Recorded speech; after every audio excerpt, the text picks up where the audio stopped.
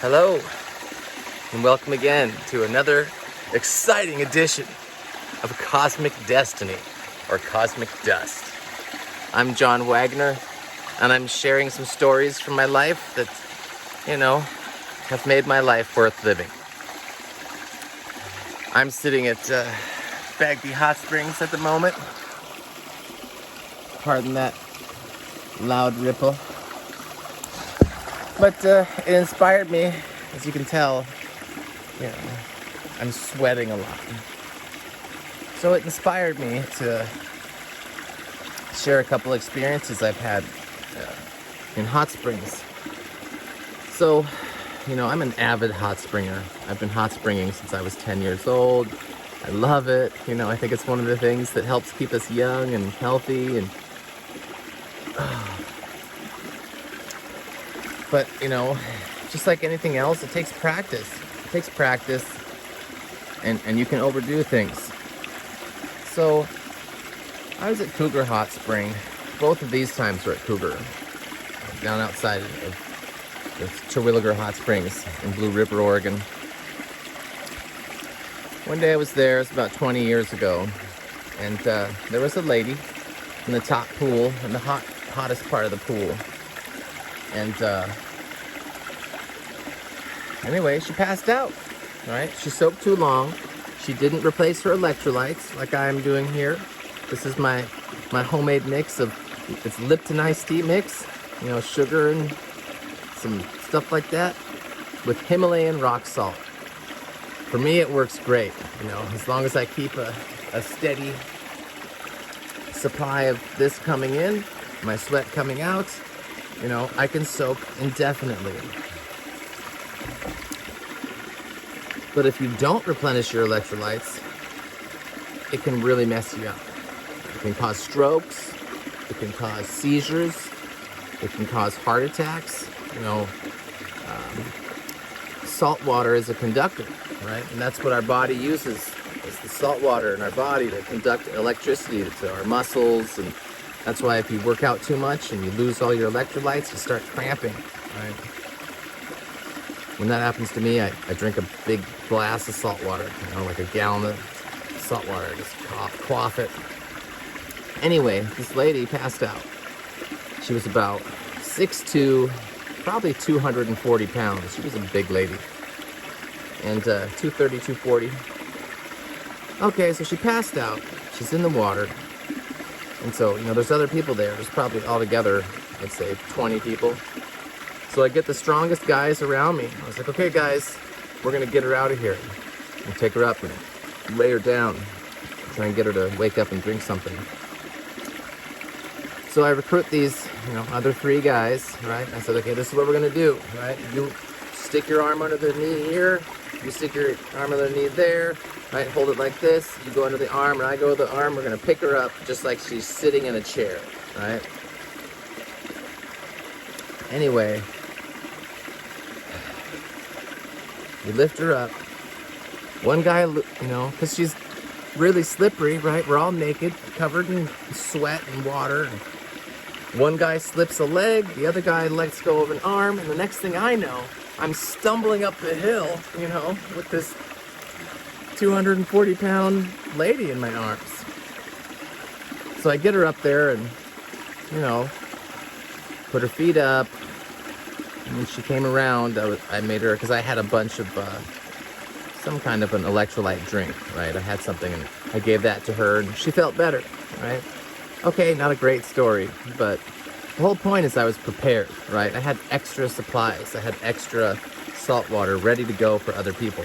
Right? Whenever I go to the hot springs, I always carry more than I'll ever need. Another time, about 20 years later, this was actually just a couple of years ago, I was back at Cougar, and I don't know if I think there was a guy who was kind of creepy, right? Because people do go nude there, People from 16 years old to 80. They soak in the springs. It's just part of nature. I like being nude with people too. Just there aren't many people that do that. So, I think he was kind of going past his limits because there was a lot of people there. There were some young women, bathing in the pool. So I think he kind of went longer than he normally would have, right? He didn't want to get out of the pool. So he seized. Like, I'm sitting across from him in the pool, and I watch him start seizing, right? He puked a little bit, seized. He was out. Passed out. Went forward. I was over there instantly. Not breathing. No pulse. Like, he was out. So I worked quick again, you know. I got some guys. I was like, okay, we're going to get him out of the pool. Ready? Same exact scenario.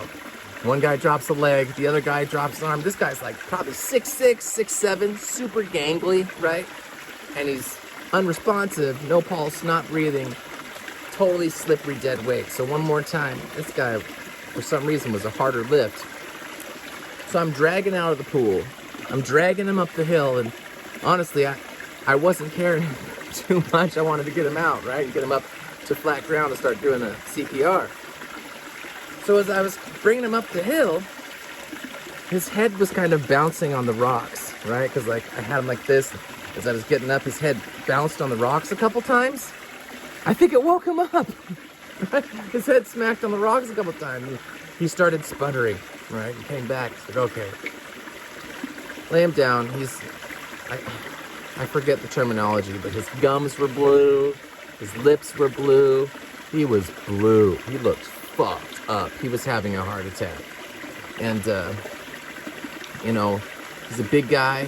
We had to get him out of there. I mean, like, time is of the essence. And when somebody has this happen, dude, it's seconds. Like, literally, the difference between 20 seconds can make a difference in something like this.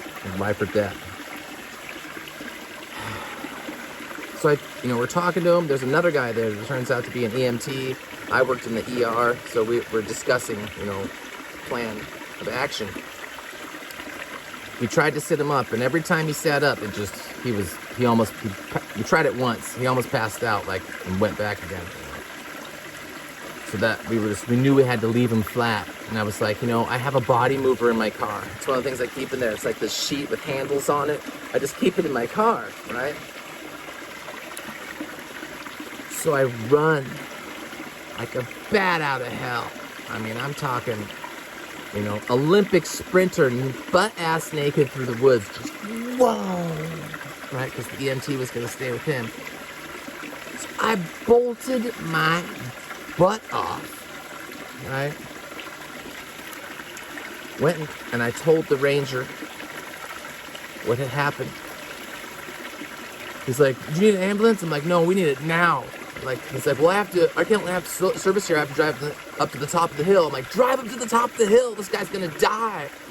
So he gets in his truck and drives up the hill, and I run to my car. I get the body mover, right? Run back. Just leaping like a gazelle through the forest, I'm running by, Japanese tourists and shit that just, flying. It was nuts. And, probably covering, 15 feet per step. It was just on the balls of my feet the whole way on the mud. And so when I get back to the Springs, the EMT had him dressed. The EMT was dressed, and I had the body mover. So I started, as we got in position, then I got dressed, right? And we recruited some of the other people there to help lift him out, because we just had to keep him flat. So luckily, we had 6 people walk him out. And I'm telling you, we were 20 feet away, almost. 50 feet away from the guardrail, coming out from the trail when we heard the helicopter. Chop, chop, chop, chop, chop, chop, chop, chop, chop. We didn't miss a step, I'm not kidding. That helicopter landed, the doors opened, and we were right there on the trail. And we handed them off just like they were out. It couldn't have been more smooth. It was amazing. What a response, everything worked out perfectly, I hope he lived, and I'm sure he did, because it was just serendipitous how everything worked out. The timing, there wasn't a lost step, a misstep anywhere. So anyway, that's why I train, that's why I do crazy stuff sometimes. It's because I want to be ready. If I ever have to drag a person up a hill, I want to be ready to drag a person up the hill. You know, if I have to jump down a rope into a ravine, I want to make sure that I'm strong enough and have experience falling down a rope into a ravine, all right? It's just about being prepared. Because it's not just about your life and my life, right? It's about other people's lives.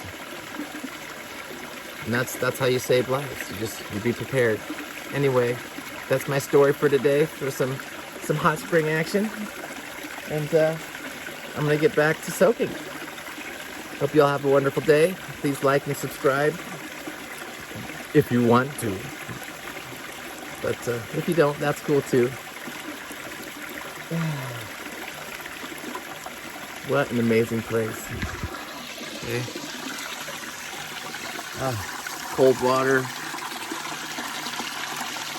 This is hot, this is cold. You can make your perfect mix. I love it. Anyway, I love you guys too. Until next time. Bye-bye.